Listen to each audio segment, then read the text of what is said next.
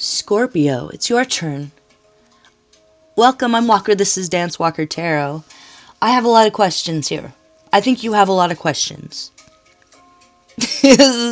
And you're dealing with someone and you're wondering what is going on with them.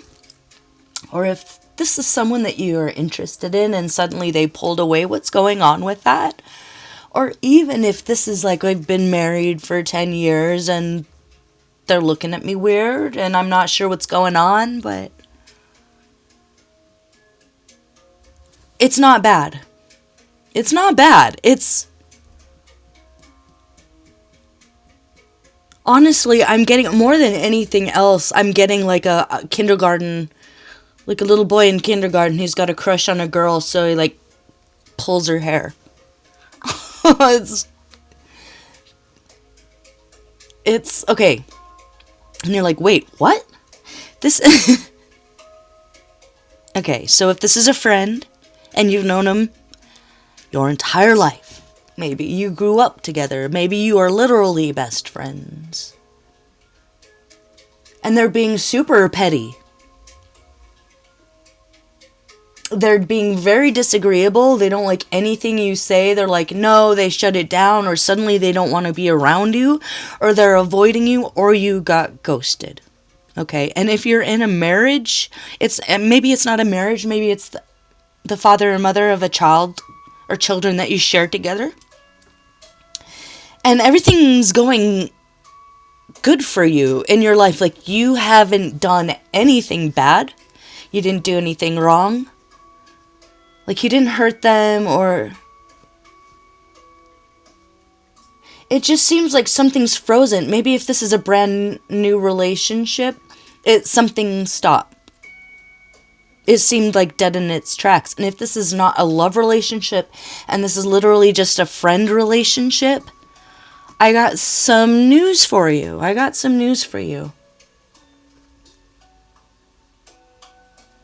They're in love with you. They're in love with you, and they can't give you a straight answer because they're feeling all Twitter-pated and they're feeling messed up in their head about... It's like they're surprised and they're confused that they're so in love with you. And if you're like, but we've been married for 10 years and they're the mother of my child, it's like they have found a whole new respect for you.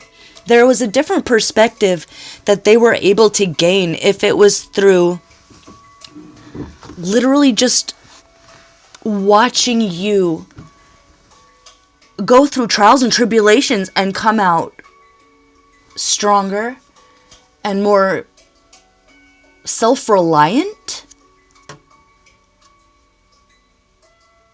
They've fallen in love all over again. It's like they're seeing you through different eyes. Or if this is someone that you did have children with, but you never really maintained a relationship, it's like all of a sudden one day they look at you and they come to pick up the kids and they're like, oh my God, that's my dream girl right there. Or that's my dream guy right there. That's like everything I've ever been looking for somewhere. It's right here. Like, that's a goddess right there. You know, something like that. It just dawned on them that you're the most beautiful thing they've ever seen in their life, and they kind of don't know what to do about it. Okay, and if it's not that, where there's already kind of an established past, it's literally that a childhood friend is grown up, and that's the difference, is that you're not kids anymore. You're grown up. If you are younger, you know, maybe teenage or early 20s, something like that, still in school, all of a sudden these feelings are starting to change. And it could be your best friend. It could be your best mate, you know, and you hee ha ha and joke around and maybe even roughhouse or something. But there's something that's happening that they can't ignore. And what it is, it's like, I don't want to hold you and feel so helpless. I don't want to smell you and lose my senses. and smile in slow motion with eyes in love. They know it's over. They know they're done for. It's like they're being aversive and they're acting petty and cold and distant because they know once they look you in the eyes, they're going to be locked in and they're never going to want to look away, and they're going to want to hold you and smell you, and they're going to lose all sense of control over, like, the control that they feel that they have worked so hard for. Well, Swan is the soulmate card. That's you. You're their soulmate, and they're just figuring that out. Or they're just coming into a whole new understanding and respect for you. And it's awakened a whole new part of them. It's a awakened kind of a, not an obsession, but this fascination where they're just kind of goo goo gaga, Twitter-pated, stars and hearts, little hearts coming out of their eyes like a cartoon, and the hearts have your name on it, you know? And they're freaked out. They're a little freaked out by it because it's love. It's Love. I think they would hate saying love out loud. They would be like, I think it's Love, you know? But this is a new opportunity with Rainbow there. Start small. What to do here? What to do? Start small and love. Do you see that? Love? Do you see this? Love? Okay, so this is not just about meeting the soulmate. There's this thing we kind of have to do with this living in the 3D, and it's called balance. You know, it's not all or nothing. It's not we're in love and we get so wrapped up in each other that we don't know who we are anymore and we lose our own identity. No. I feel like that might be what they're afraid of because they're so enamored with you right now. They're so in love with you right now that they're a little bit afraid of that. But now that you are grown, maybe if there was a connection earlier, you're not the same people. You are grown. You're adults now. Or whether it's just a friend that's realized that they've fallen in love with their best friend. The key here is maintaining sovereignty in the midst, in the eye of the storm of an intense soulmate connection. But with murals and upside down, they're afraid to say, they're afraid to tell you, and they're afraid of what your response is going to be.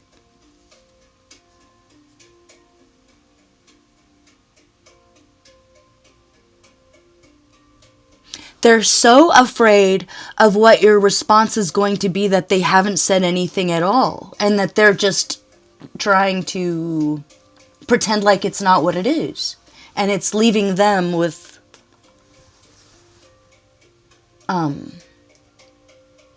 it's like it's moving forward without them. This love, the love and the passion, it's going to move forward anyway.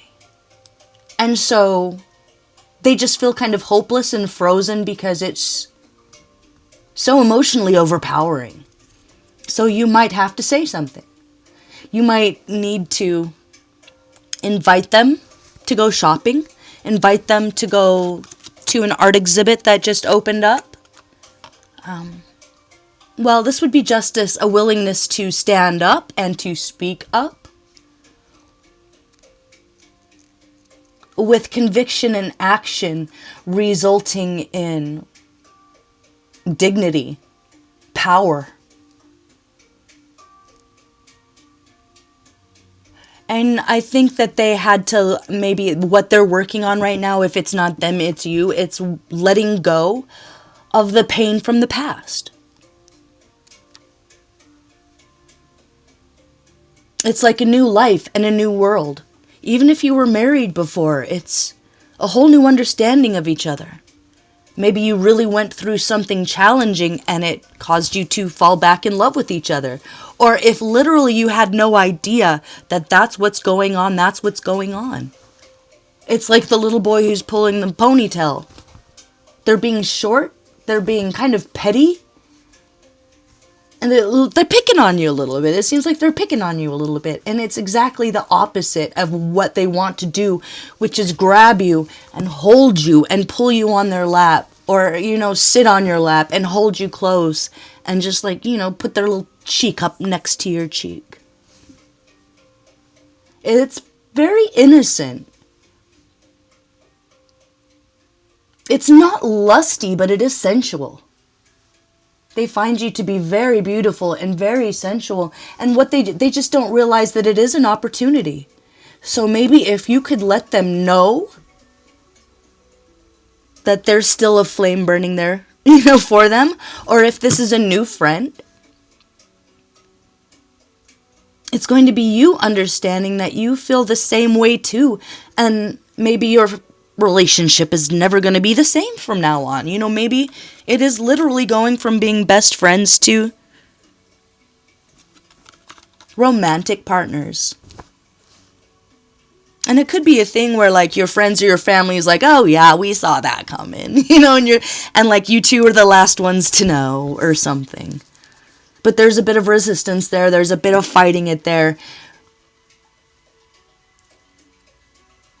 But they feel so lonely without you. Like they feel like they need you and they don't want to feel like they need anybody. They don't need anybody. Well, they kind of do.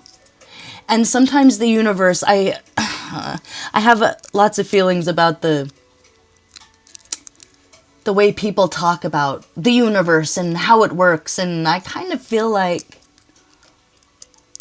sometimes we say we're one thing and the universe wants to prove us wrong, you know? If we're like, well, I'm weak, the universe will say, no, you're wrong, you're strong. I don't necessarily think that it's always, you know, what we make of it, because I think this person is really fighting this love off, or they were really fighting this off for a long time. So these feelings have been building and building, and it's a critical mass where the dam's about to break, and that's what they're resisting. It's not you. They think you're the most incredible, beautiful, sensual, powerful, smart, funny, everything in the whole universe. Just not being very mature about how they deal with those feelings. And they want to ask you out, but they don't know how. So if you can take that first step and maybe be the brave one, and this is really resonating, speak up. Say something. Say, I heard there was this thing in the fill in the blank down the da-da-da. You want to go with me? It doesn't have to be so serious. It doesn't have to be a romantic dinner at the Italian restaurant. It can just be, there's a thing happening. Do you want to go with me? But this frozenness, this helplessness, it's only because it's in the face of this incredible love. A soulmate situation. But where you have enough respect for each other that you are able to maintain your own lives. You're sovereign, they're sovereign.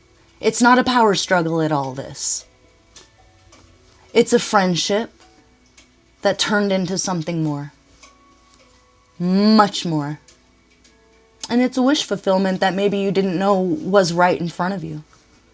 But there's sensual pleasure, there will be sexual pleasure, there will be that kind of satisfaction, but it's also an innocence, a friendship, that's still there. It's just like a sleepover where you never go home.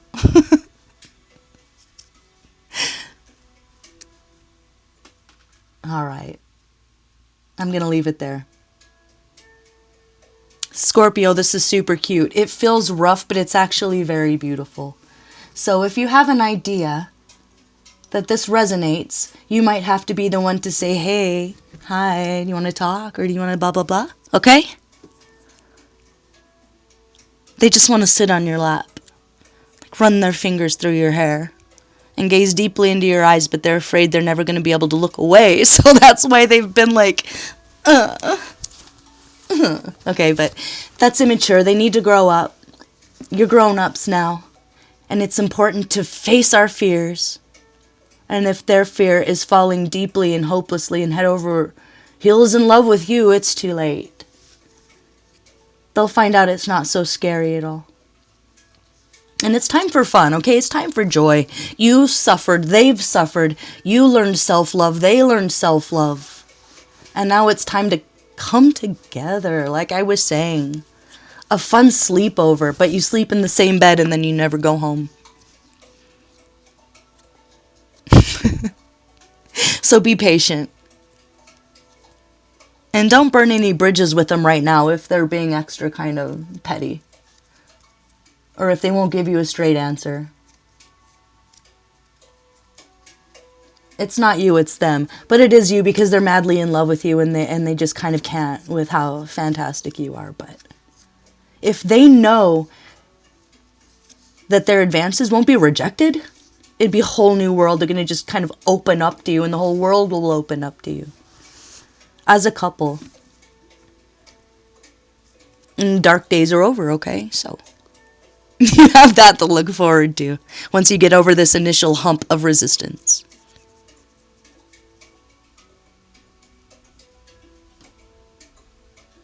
Okay, Scorpio, I'm going to leave it there. Thanks for watching.